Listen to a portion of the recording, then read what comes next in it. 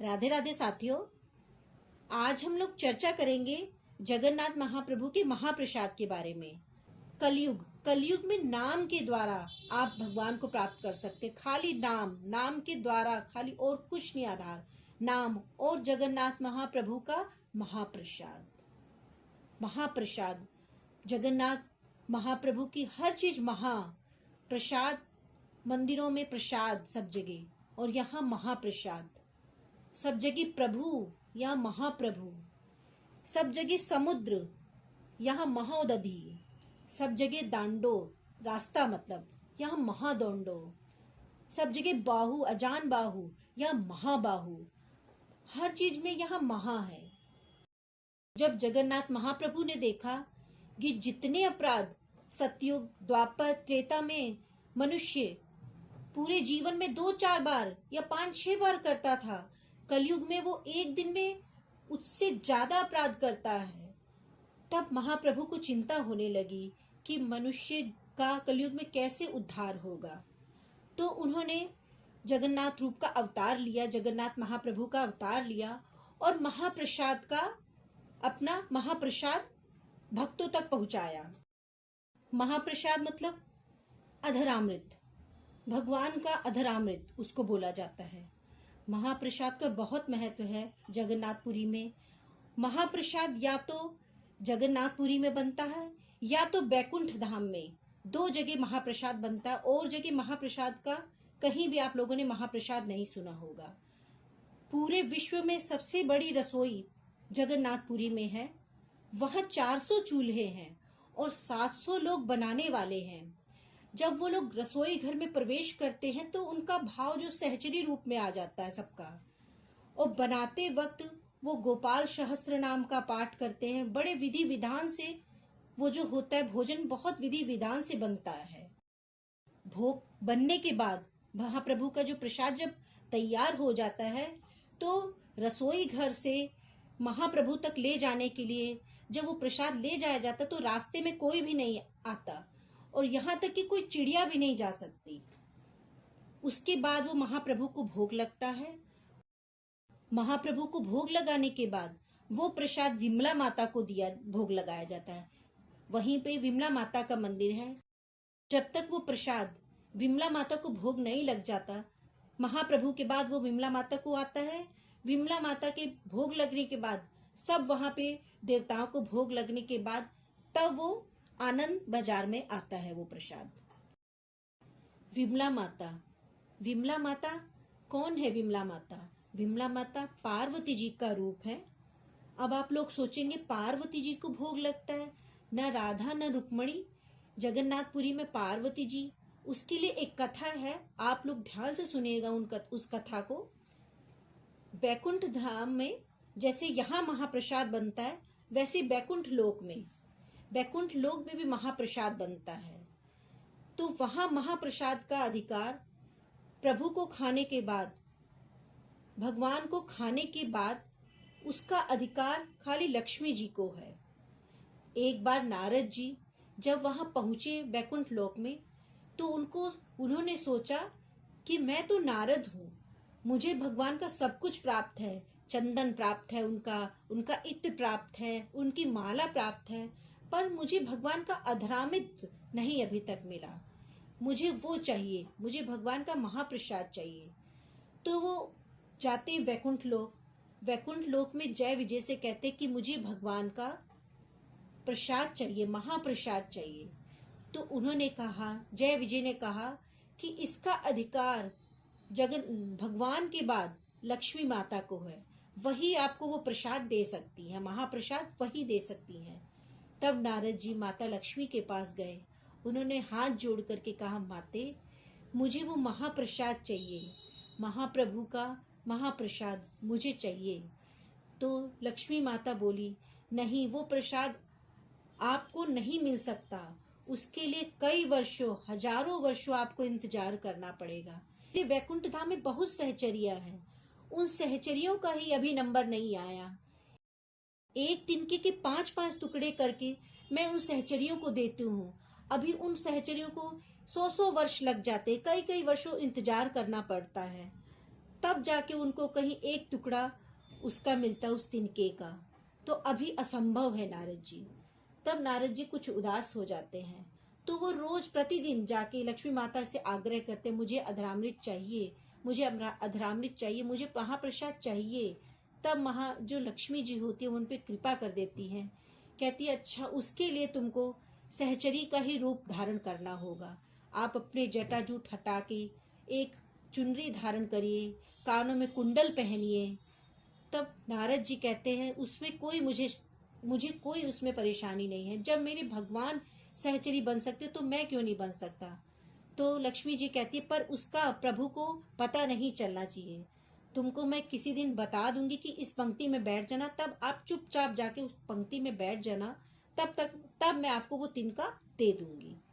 तो नारद जी सहचरी रूप में वहां पे विराजमान हो जाते हैं वैकुंठ लोक में। वहां पे जाके रसोई घर में अपना थोड़ा बहुत काम करते हैं जो उनको समझ में आता है। एक दिन वो आ ही जाता है कि वो सहचरी जब सब लोग लाइन में लगी होती, पंक्तियों में बैठी होती हैं तिनका पाने के लिए, तो नारद जी भी चुपचाप जाके वहां बैठ जाते हैं। लक्ष्मी माता देख लेती हैं जब सब सहचरियों को एक तिनके के 5-5 टुकड़े दे रही होती है, तो वो नारद जी के हाथ में 2 तिनके डाल देती हैं। जैसे प्यासा बहुत दिन से पानी चाह रहा होता है और पानी उसको जैसे मिलता है वो तुरंत पानी पी लेता है, वैसे नारद जी को जैसे ही वो 2 तिनके मिलते हैं तुरंत नारद जी वो एक तिनका अपने मुंह में रख लेते हैं। जैसे ही वो तिनका अपने मुंह में रखते हैं वो बस एकदम भाव विभोर होके चिल्लाने लगता है, हाय कृष्ण, हरे कृष्ण, हे माधव, हे गोपाल, जोर जोर से नाचने लगते हैं, चिल्लाने लगते हैं। जब प्रभु देखते हैं कि ये कौन नई सहचरी जो इतनी जोर जोर से चिल्ला रही है। तो लक्ष्मी जी उनका हाथ पकड़ के रसोई घर में लाती हैं कि तुम क्या कर रहे हो, तुम तो मुझे फंसवा दोगे। तब नारद जी कहते हैं अच्छा माता, मैं अब जा रहा हूँ। वो उनको प्रणाम करके वहां से निकल आते हैं। तब वो चारों तरफ जाते हैं, सब लोकों में जाते हैं। सब लोग अनुमान लगाते हैं नारद जी को आज क्या हो गया।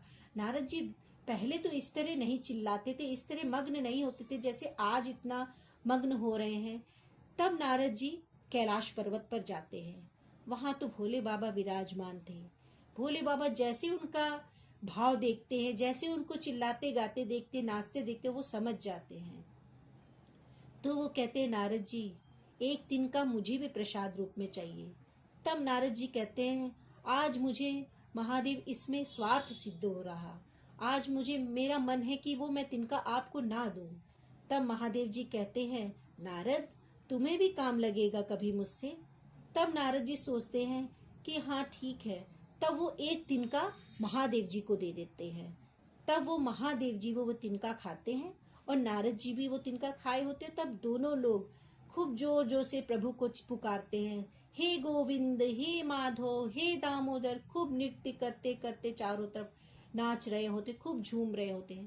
पार्वती जी देखती है, पार्वती जी की नजर शंकर भगवान पे पड़ती, भोले बाबा पे पड़ती है कि भोले बाबा तो प्रसन्न रहते हैं पर वो मन से वो अपना प्रसन्नता किसी को दर्शाते नहीं है। आज भोले बाबा की प्रसन्नता दिख रही है सामने से, आज इतने प्रसन्न क्यों हो भोले बाबा। तो वो जाके नारद जी से पूछती है।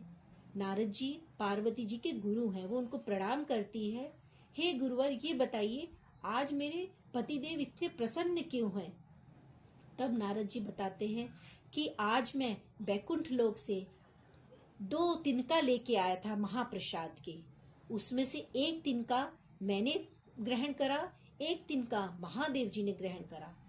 पार्वती जी बोली कि एक और मुझे, मैंने तो सुना है बैकुंठ लोक में एक तिनके के 5-5 टुकड़े दिए जाते हैं, वो महादेव जी ने स्वयं पूरा खा लिया।